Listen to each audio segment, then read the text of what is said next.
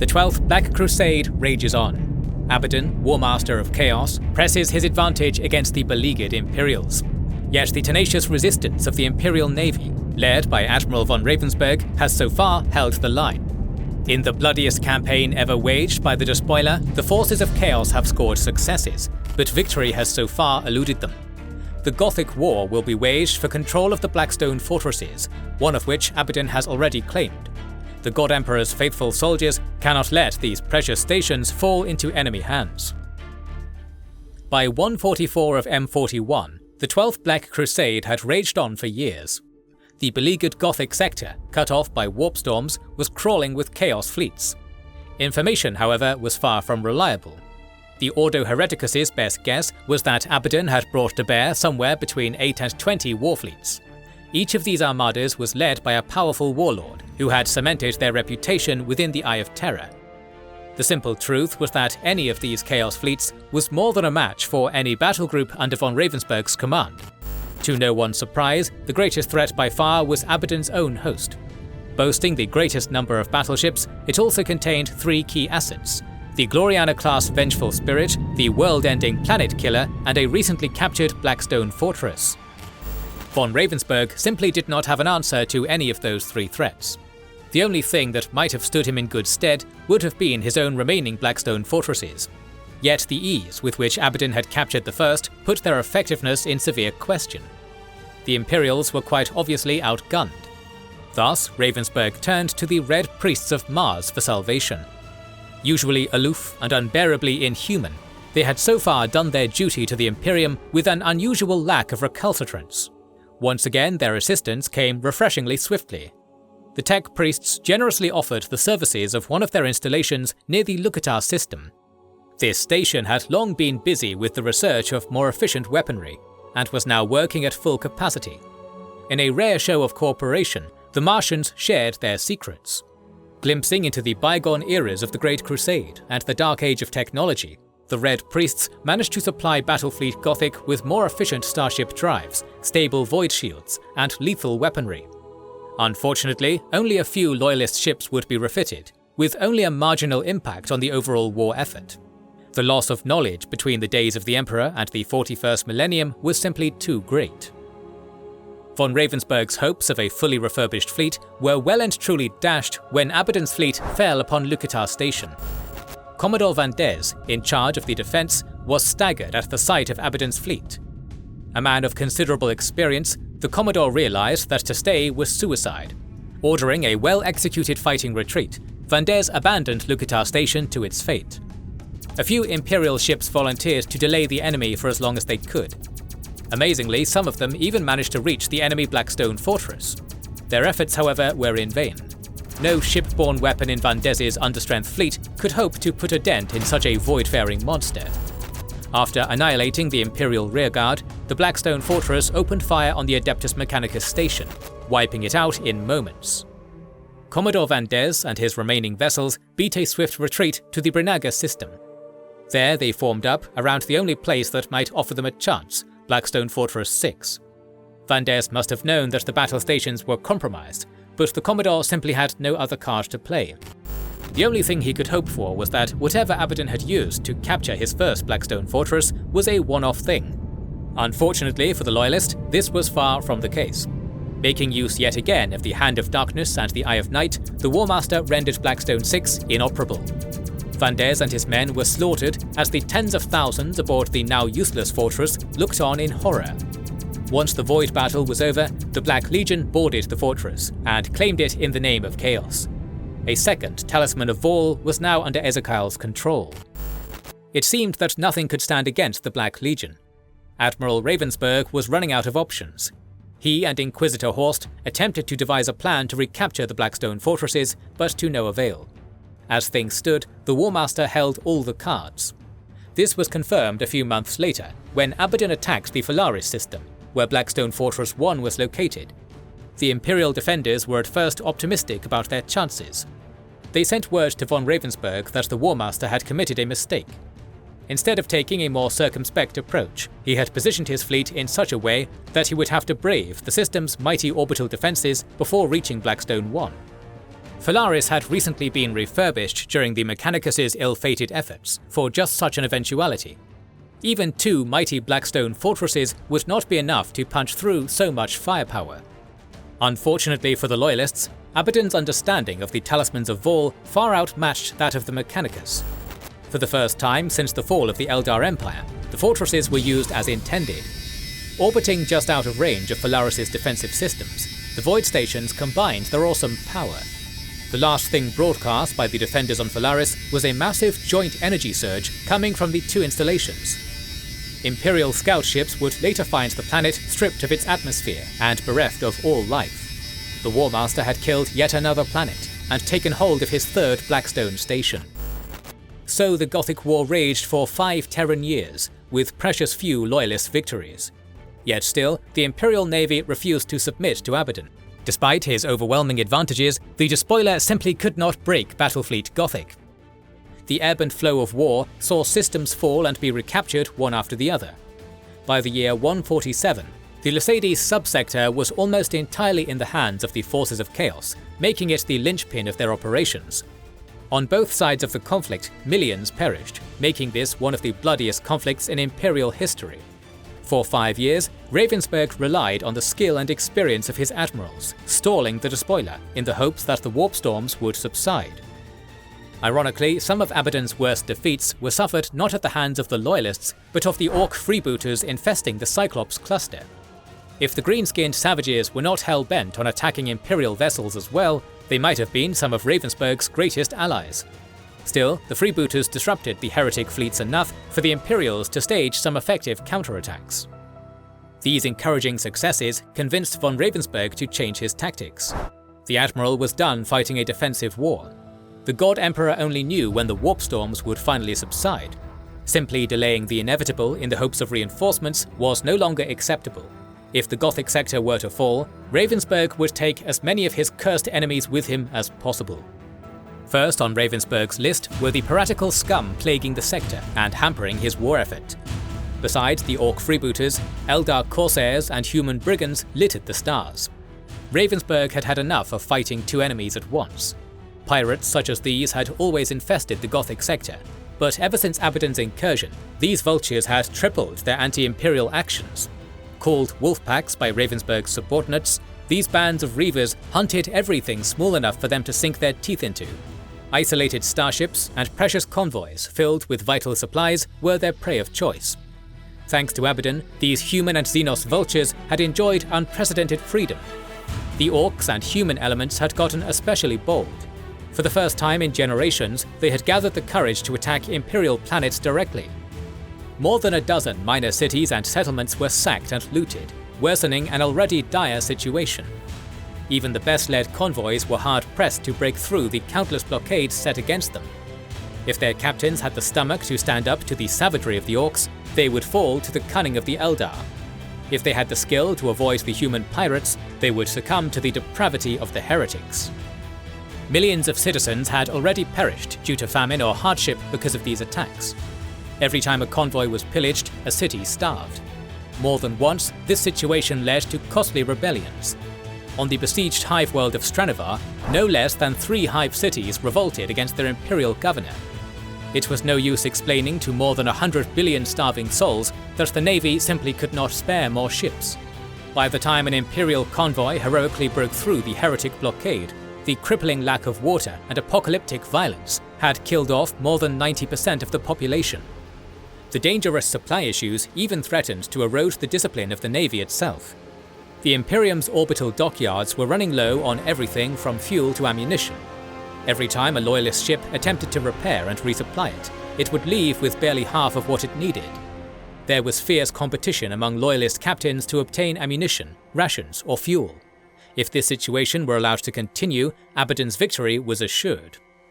Ravensburg thus convened his best and brightest admirals. Orders were issued and new priorities set. Battlefleet Gothic was to concentrate its might against the Wolfpacks. This sudden shift in strategy entailed irregular warfare against an enemy who refused open battle.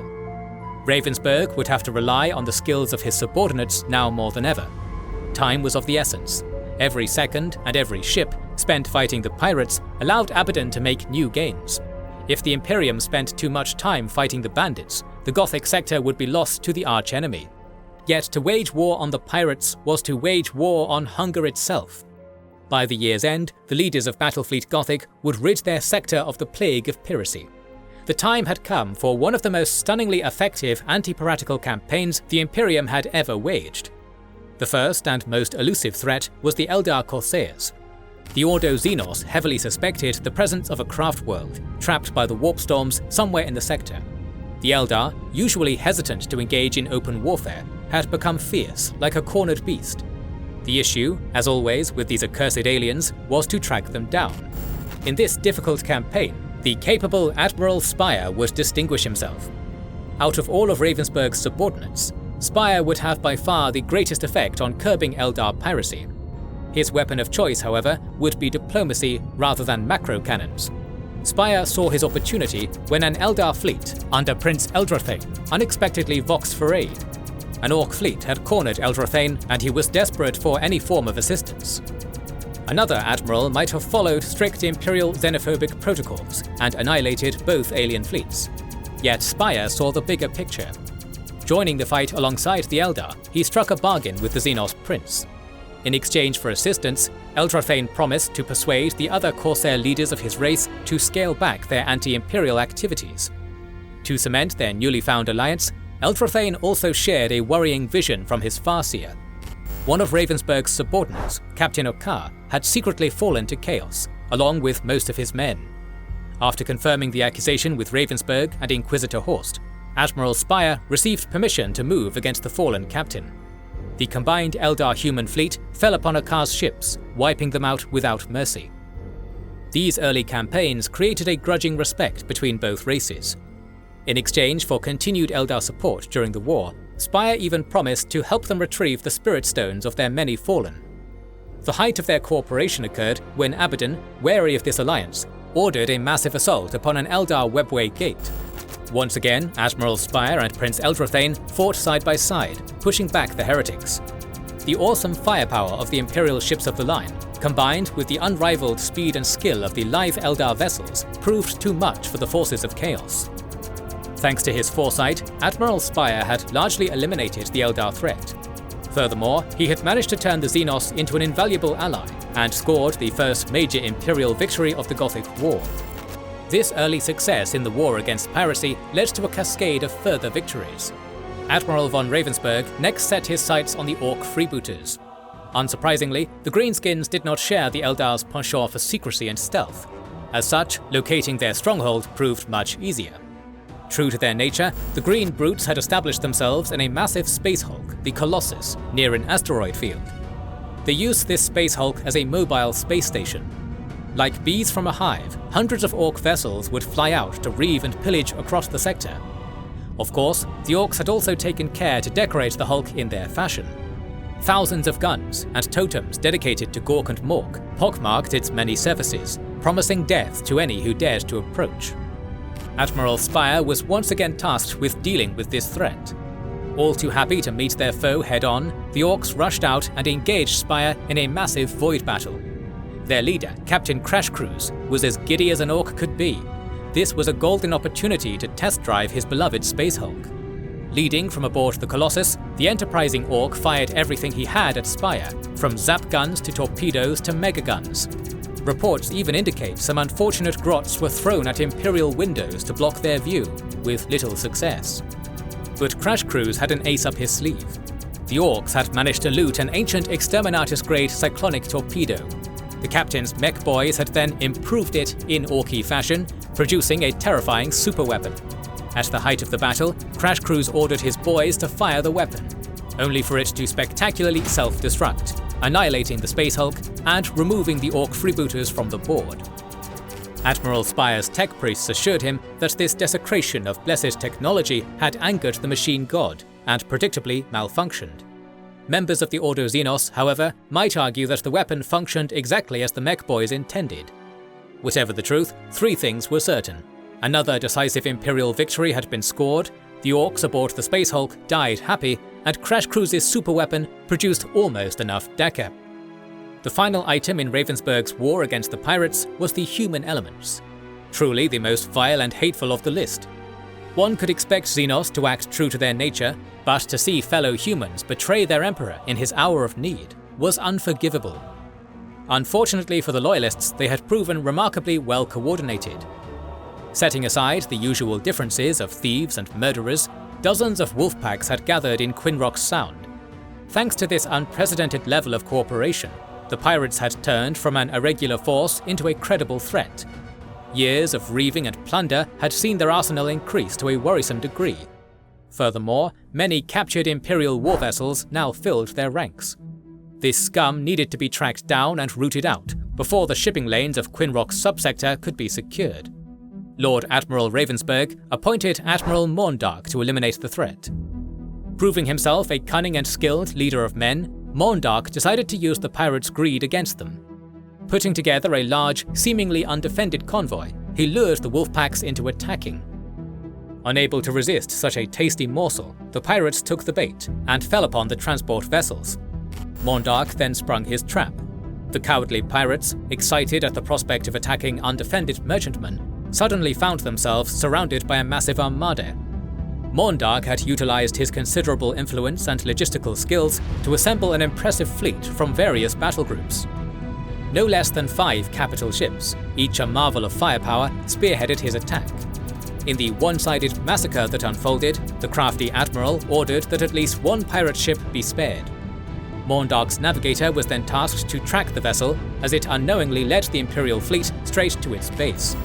Maundark's fleet eventually arrived in the barbarous Costa system, where the so-called Pirate Haven was located. The bulk of the Pirate Confederation was moored there, and each vessel would need to be destroyed to end the pirate war for good. Convinced of the secrecy of their base, the outlaws were horrified when the Imperial Navy took up its battle formation at their doorstep. The attack came as a total surprise. Maundark's attack was a textbook example of a successful naval engagement. Not a single vessel or man was spared. Congratulating his officers and crew, Maundark instructed his astropaths to deliver the first bit of good news von Ravensburg had received in years. The pirate war was over, the Imperium had won. Aboard his flagship, the exhausted Ravensburg smiled for what felt like the first time in years. He had gambled, and he had won. One foe was removed from the board. The Imperial Navy had been tested beyond what any mortal could hope to endure, and yet they had not been found wanting. Ravensburg knew that no admiral in the history of his species had ever been as proud of their crew. Thanks to the sacrifice of millions of servicemen, Imperial logistic lines were now stabilized. The war effort would no longer be sabotaged at every turn. The entire might of Battlefleet Gothic could finally be directed against the true enemy. Aboard his own flagship, Ezekiel seethed. He had attempted to prevent Ravensburg's plans from coming to fruition, only to fail utterly. He was the chosen of chaos, waging a 10,000-year-old war with the blessing of the dark gods. He was one of the first traitors, rising against the Imperium because he refused to surrender its reins to mere mortals. Yet here was just such a mortal, leading an army of his unaugmented kind, who simply refused to break the line. A rabble of cowards and weaklings who had somehow managed to stand up to the worst the Warp and the Warmaster could throw at them. In the face of the true might of the human spirit, for the first time since the beginning of the Long War, a sliver of doubt crept into Abaddon's mind. More videos on the Black Crusade are on the way, so make sure you are subscribed and have pressed the bell button to see them. Please consider liking, commenting and sharing, it helps immensely. Our videos would be impossible without our kind patrons and YouTube channel members, whose ranks you can join via the links in the description to know our schedule, get early access to our videos, access our Discord, and much more. This is the Wizards and Warriors channel, and we will catch you on the next one.